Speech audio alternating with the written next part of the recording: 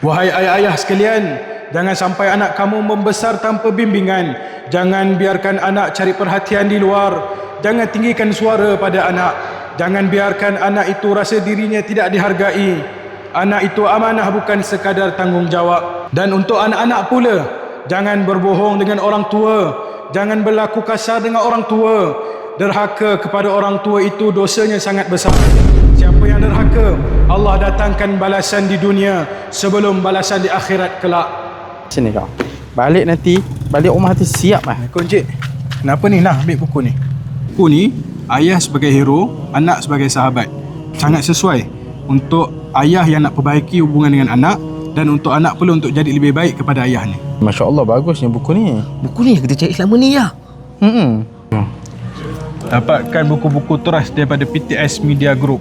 Ilmu yang ringkas tapi kaya dengan hikmah, sangat sesuai diamalkan dan dijadikan panduan.